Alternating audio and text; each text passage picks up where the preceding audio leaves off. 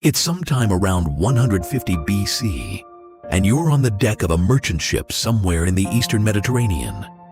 The sea is calm, the sun is high, and below decks, wrapped carefully in cloth and packed among amphorae of wine and bronze statues, is something you helped build, something you're proud of, something that, if anyone asked you to explain it in a single sentence, you couldn't. Not because you don't understand it, because nobody has ever needed a sentence for it before. There's never been anything else like it. You're a craftsman, and for the better part of 2 years, you've worked on a device made of bronze. Dozens of gears, some smaller than a fingernail, cut with teeth so precise that if a single one were off by even a fraction of a millimeter, the whole mechanism would grind to a stop. You didn't design it. Better minds than yours did that.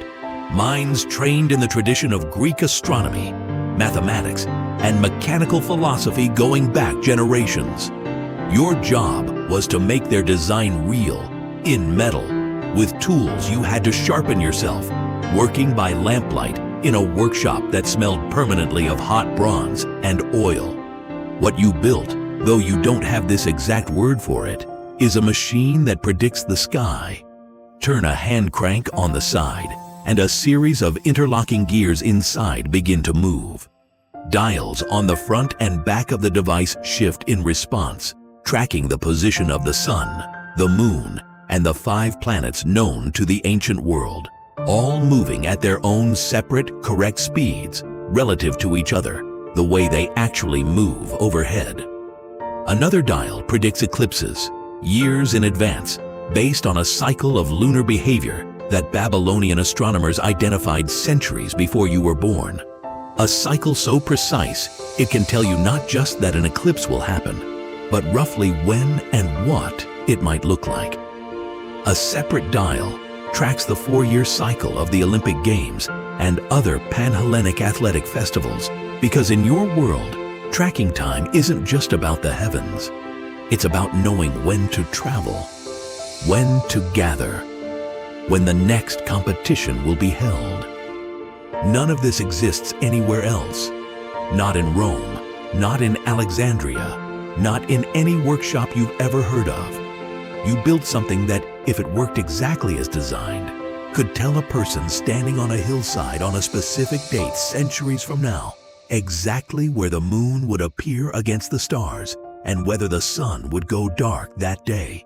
It didn't stay on land.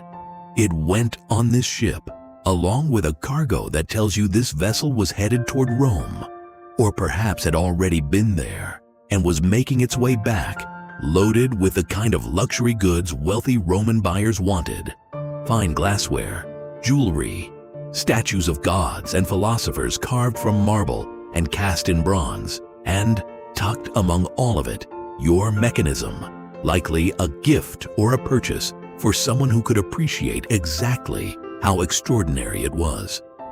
Then, somewhere off the coast of a small island called Antikythera, in the strait between Crete and the Greek mainland, the ship sinks. We don't know exactly why. A storm, most likely. The kind of sudden, violent weather that has ended countless ships in those waters for thousands of years. Waters known, even in antiquity, for being dangerous to cross. Whatever happened, it happened fast enough that nothing was saved. The ship goes down in roughly 45 meters of water onto a steep underwater slope, and everything aboard, statues, jewelry, wine, and the device your hands spent 2 years shaping, disappears beneath the surface of the Mediterranean, and it stays there. Not for decades, not for centuries, for nearly 2,000 years. The wreck sits undisturbed on the seafloor while entire civilizations rise and fall on land above it. The Roman Republic becomes an empire and eventually collapses. Byzantine emperors rule and fall. The Ottoman Empire spreads across the region. None of them know what's resting in the dark, cold water off a small island most people have never heard of. Then, in the early autumn of 1900, A group of Greek sponge divers, driven off course by a storm while sailing home from North Africa, take shelter near Antikythera and decide to dive nearby while they wait out the weather.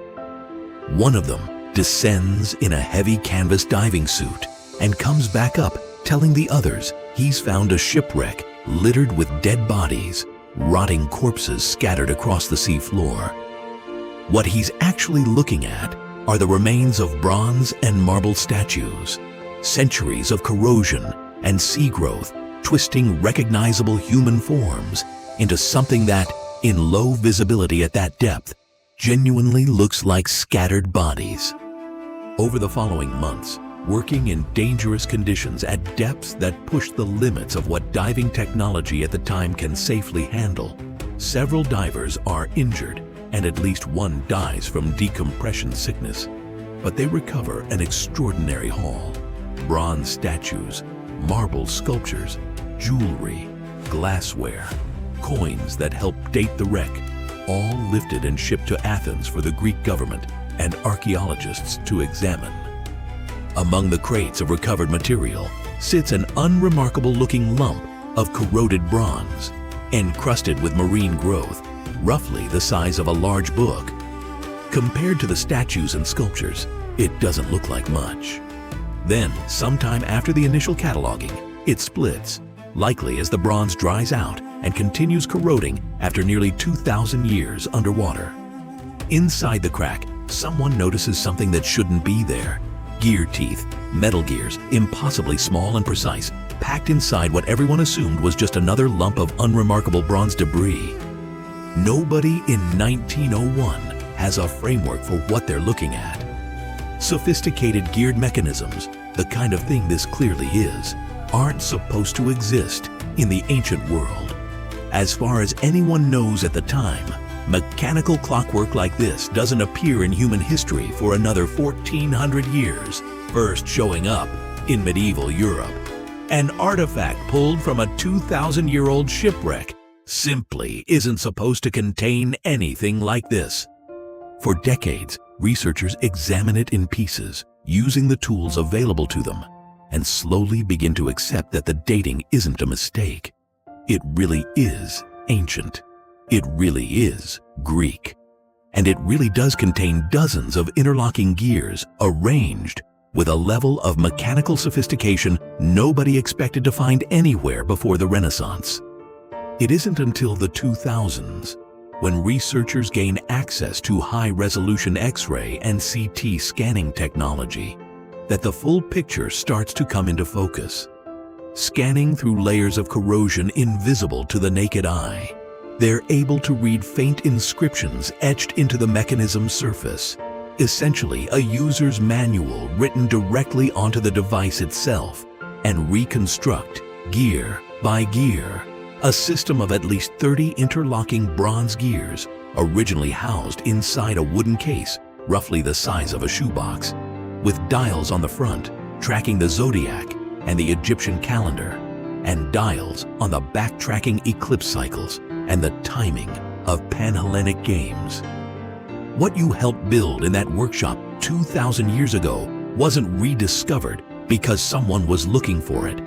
It was rediscovered by accident, by sponge divers escaping a storm, mistaking corroded bronze for corpses, hauling up a lump of debris nobody thought twice about until it cracked open and revealed gear teeth that had no business existing that early in human history.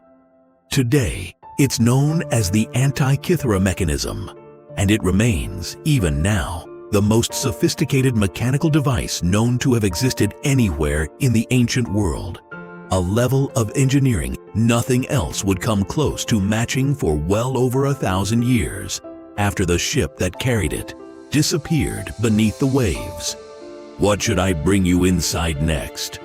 The sack of Rome, the Library of Alexandria burning, or somewhere else entirely? Drop it in the comments and hit subscribe if you want to keep stepping into history with me.